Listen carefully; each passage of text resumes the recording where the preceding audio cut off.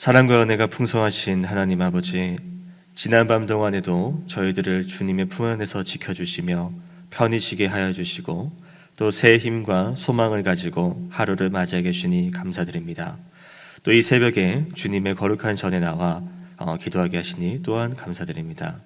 매일 삶의 첫 시간을 주님을 만남으로 인하여서 우리는 이 세상에서 기쁨과 소망을 가지고 살아갈 수 있음을 고백합니다. 하나님의 자녀로서 주님 안에서 누리는 즐거움이 날마다 더하게 하여 주시고 믿음과 능력 또한 주셔서 각자에게 주어진 자리에서 주어진 일들을 온전히 감당하게 해주실 줄 믿고 나아갑니다. 주님의 말씀이 내 생명이며 빛임을 고백합니다. 오늘 하루도 주님 말씀을 의지하여서 주님과 같이 생각하고 행동해 하실 줄 믿사오며 예수님의 이름으로 기도드립니다. 아멘. 네, 오늘 11월 2일 화요일 말씀입니다. 사사기 1장 11절부터 21절까지 말씀 보도록 하겠습니다. 사사기 1장 11절부터 21절 말씀입니다. 다 찾으신 줄 알고 한 절씩 교독하겠습니다. 거기서 나아가서 드빌의 주민들을 쳤으니 드빌의 본 이름은 기럇 세벨이라. 갈렙이 말하기를 기럇 세벨을 쳐서 그것을 점령하는 자에게는 내 딸 악사를 아내로 주리라 하였으니 갈렙의 아우 그나스의 아들인 온니엘이 그것을 점령하였으므로 갈렙이 그의 딸 악사를 그에게 아내로 주었더라.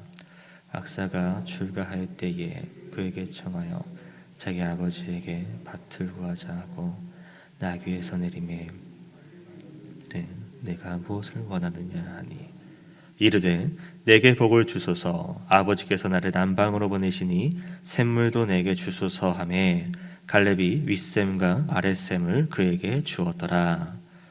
모세의 자기는 겐 사람이라. 그의 자손이 유다 자손과 함께 종려나무 성읍에 올라가서 아랏 남방의 유다 황무지에 이르러 그 백성 중에 거주하니라. 유다가 그의 형제 시몬과 함께 가서 스밧에 거주하는 가나안 족속을 쳐서 그곳을 진멸하였으므로 그 성읍의 이름을 호르마라 하니라. 유다가 또 가사 및 그 지역과 아스글론 및 그 지역과 에그론 그 밑지역을 여호와께서 유다와 함께 계셨으므로 그가 산지 주민들을 쫓아내었으나 골짜기의 주민들은 철 병거가 있으므로 그들을 쫓아내지 못하였으며 그들이 모세가 명령한 대로 헤브론을 갈렙에게 주었더니 그가 거기서 안악의 세 아들을 쫓아내었고. 다 같이 읽겠습니다. 베냐민 자손은 예루살렘에 거주하는 여부스 족속을 쫓아내지 못하였으므로 여부스 족속이 베냐민 자손과 함께 오늘까지 예루살렘에 거주하니라. 아멘. 네, 오늘은 우리가 이제 사사기 1장 11절 21절 말씀 보게 되었는데요. 일단 지난 시간에 보았던 것을 잠깐 돌이켜 보고자 합니다. 이제 모세의 뒤를 이어서 여호수아가 지도자가 되었었는데 지도자도 이제 죽었죠. 여호수아가. 그리고 이제 이스라엘에 남아 있는 가나안 땅을 점령하기 위해서 정복하기 위해서 이제 이스라엘 백성들은 우리가 어떻게 해야 됩니까? 하나님하고 하나님께 나아와 지혜를 구합니다. 그리고 하나님께서는 그들에게 말씀을 주시고 그 말씀을 힘입어서 이제 이스라엘 백성들은 땅을 점령하기 시작합니다. 그래서 이제 70명의 왕을 상대로도 승리했던 이제 아도니 베색을 이기기도 했고요. 그리고 헤브론과도 싸워서 이겼던 것이 우리 어제 보았던 말씀의 내용이었습니다. 그런 와중에 이제 이렇게 하나님 말씀에 따라서 가나안 땅을 점령하는 중에 한 명의 인물이 등장하는데요. 그것은 바로 갈렙이라는 사람입니다. 우리가 너무나도 잘 아는 인물 중에 하나인데 이 갈렙을 한번 간단하게 말씀드리면 이제 유다 지파 여분네의 아들입니다. 그리고 가나안 땅을 정탐했던 인물입니다. 그래서 12정탐꾼에서 이제 가나안 땅을 정탐하고 왔었는데 이제 그 중에 10명의 정탐꾼들이 우리는 가나안 땅을 점령할 수 없습니다. 그들은 너무나도 크고 우리는 상대할 수 없습니다라고 이제 하나님의 말씀과는 반대되는 정말 사람의 눈으로 보았던 의견들을 말했고 그 말을 들은 백성들은 혼란스러워했고 하나님 말씀에 반기를 들었었죠.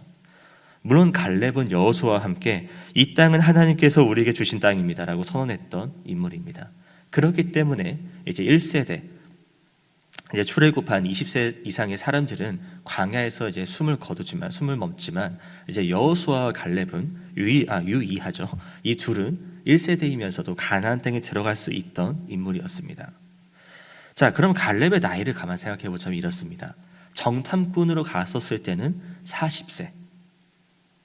그리고 이제 가나안 땅에 들어갈 때는 78세. 가나안 땅의 주요 거점을 정복하고 기업을 땅을 분배받을 때는 85세 정도로 이야기되고 있습니다. 그러니까 많이 젊은 나이는 아니었던 것 같아요. 그런데도 이 갈렙은 이 나이에 불구하고 하나님 말씀을 지키기 위해서는 가장 앞섰던 인물이라고 볼 수 있다는 겁니다. 젊은 사람에게 지지 않은 모습이 있었고 언제나 유다 지파가 가나안 땅을 점령할 때는 이 갈렙은 선봉으로 나섰다는 것이에요. 그러니까 하나님 말씀, 하나님이 주신 사명, 그 명령에 따라서 나아가는 대단한 인물이었다는 겁니다.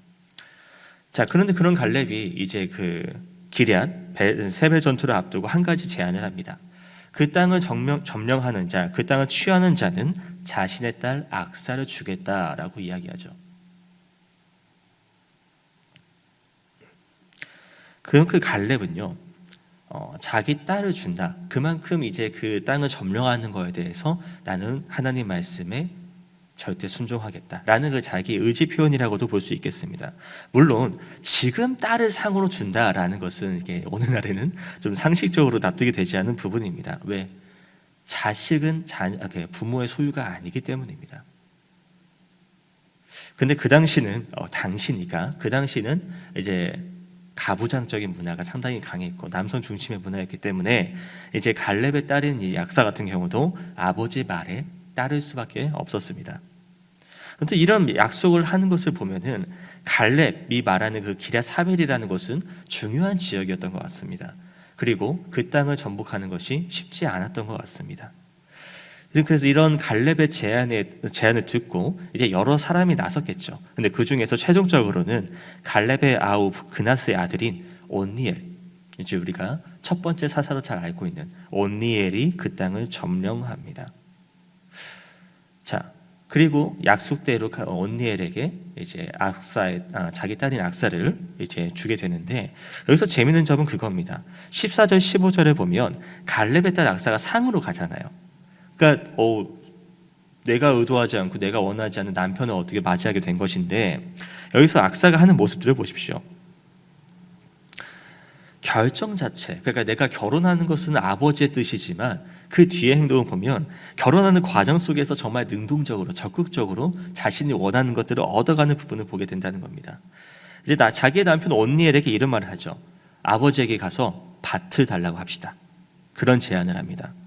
그 밭을 달라고 하는 것은 어떤 말이냐? 가족의 생계를 책임지는 거죠. 아무튼 그 기업이 없다면, 그 땅이 없다면 어떻게든 이제 뭔가 이렇게 일을 해야 되는데 자기 소유가 없으면 그걸 할 수가 없지 않습니까? 그래서 이 약사는 이제 단순히 그냥 한 번으로 소모되는 그런 물질을 바라는 것이 아니라 내가 앞으로도 계속 사용할 수 있는 내 가족의 생계를 꾸릴 수 있는 것을 아버지 갈렙에게 요구하길 원했다는 겁니다. 그리고 더 나아가서는 샘물까지도 얻어가죠. 당연히 그 땅과 물은 너무나도 필요한 부분이었기 때문입니다. 악사는 그렇게 이제 가족의 안정을 구했다는 것을 볼 수 있습니다. 이것은 이게 무슨 이렇게 욕심만 부리냐 그런 것이 아니라 하나님께서 약속을 해주셨죠. 이스라엘의 눈으로 보고 그리고 밟는 땅을 주시겠다는 약속을 떠올리면서 나도 이스라엘의 백성인데 나도 받아야 될 권리가 있지 않습니까? 라고 말씀을 떠올리면서 이제 요청을 했다라는 것이죠. 그렇게 이제 유다 지파는 이제 여호와께서 함께하심 그리고 지도자 역할을 했던 갈렙과 그리고 온니엘 같은 청년들이 힘을 모아서 가나안 사람들을 물리치고 또 그 지역 사람들을 물리치고 그 땅을 점점 차지하며 나아갑니다. 자, 그렇게 이어가면서 이제 17절에도 이제 그 유다와 함께했던 시몬 지파에 대해서도 얘기가 나오고 있는데요. 이제 이 두 지파가 스밧의 가나안 족속을 쳐서 진멸하는 부분이 나옵니다. 이 땅은 이미 여호수아에서 분배됐던 부분이에요. 19장에서 분배받았던 땅이면서 그 땅을 이번에 정복하는 부분입니다. 그러니까 이것은 우리가 지금 당장은 내 눈앞에 결과가 보이지 않아요. 그런데 하나님 말씀에 순종하면서 나아가다 보면 하나님께서는 말씀하신 것을 결과물로 보여주신다는 것을 알게 되는 장면이라는 겁니다. 그 다음에 이제 18장부터 20장을 보게 되면은 이제 유다의 정복에 대해서 나오고 있는데요. 그동안 유다가 이제 나가는 진로를 보면은 남쪽으로 내려갑니다. 남쪽으로 내려가다가 이제 서쪽으로 틀어서 이제 그 블레셋 성읍 가사와 그 주변을 점령하고요. 그 서쪽에서 또 북쪽으로 올라가면서 이제 아스골론, 에그론과 그 지역들을 점령하는 부분을 우리가 보게 됩니다. 이렇게 할 수 있었던 것은 유다 지파가 힘이 세서가 아니라 하나님께서 그 땅을 너에게 주었다라는, 하나님께서 함께 하셨기 때문에 가능했던 일이었다라는 거예요. 근데 여기서 문제가 하나 생기죠. 19절. 모든 가나안 족속을 쫓아내지 못합니다. 골짜기에 거주하는 사람들 쫓아내지 못합니다. 왜? 철병거라고 그들은 말합니다. 철병거는 이렇게 뭐 온통 철로 다 만들었다는 것이 아니라 이제 그 주요 부위에다 철을 덧댔다라고도 볼 수 있는 것인데, 보통 이 병거는 이제 운전하는 사람, 그리고 옆에서 이제 활을 쏘는 사람, 혹 가끔은 방패를 드는 사람도 이게 탔다고 합니다. 거기다가 이제 그 바퀴를 보면 그 이제 바퀴가 있고 그 다음에 가운데 이제 살이 모이는 구멍 같은 게 있지 않습니까? 거기다가는 낫을 달아서 이제 그 병거가 이제 달려갈 때 이 낫으로 이제 그 주변 보병들을, 사람들을 베어버리는 그런 일도 했다고 합니다. 이 철이 이제 뭐 그때 사사기가 그때 뭐 초기 철기 시대라는 말도 하는데, 이제 뭐 철을 생산하는 시기를 가만히 보면은 그 당시 이제 이스라엘 배경으로 헷 족속 때부터 시작이었다고 합니다. 그들은 이제 뭐 창세기 23장부터 나오는데 일찍이 가나안 땅에서 거주하면서 거기서 뭐 합금 기술 뭐 이제 그런 기술들을 많이 발전시켰다고 해요. 그러니까 다른 부족들보다도 이들은 무기적으로는 더 앞서고 있었다라는 겁니다. 그러니까 이스라엘 경우에는 이 철제 무기가 언제부터였냐? 사울 왕 때였다고 해요. 그러니까 한참 뒤의 사건이죠. 근데 이 가나안 땅의 사람들은 이미 벌써 철병거가 있으니까 무기부터 먼저 밀리는 거예요. 그러니까 우리가 싸워도 지겠다. 이스라엘 백성들은, 유다 지파는 겁을 먹었다는 겁니다. 그래서 하는 말, 우리가 철병거 때문에 점령하지 못했습니다. 자, 성경 어디를 보더라도요, 사람이 저항해서 하나님 뜻을 이루지 못했다라는 것은 없습니다. 능력이 막혔다라는 것은 없습니다. 철병거 앞에서 멈춘 것은 하나님의 능력이 멈춰졌다는 것이 아니라 유다 지파 자체가 멈춘 거예요. 스스로 인간이기 때문에 자신의 연약함 때문에 무너진 거라는 거예요. 물론 사람적인 시선으로는 가능한 이야기입니다. 나는 이제 막대기를 들고 있는데 상대방은 총을 들고 와요. 그러면 누가 이기겠어요? 총을 가진 사람이 당연히 이기지 않겠습니까? 그런 것처럼 뭐 너무 과한 비유일 수도 있겠지만 유대의 입장에서는 그렇게 보였던 거예요. 그러니까 싸움은 치겠다.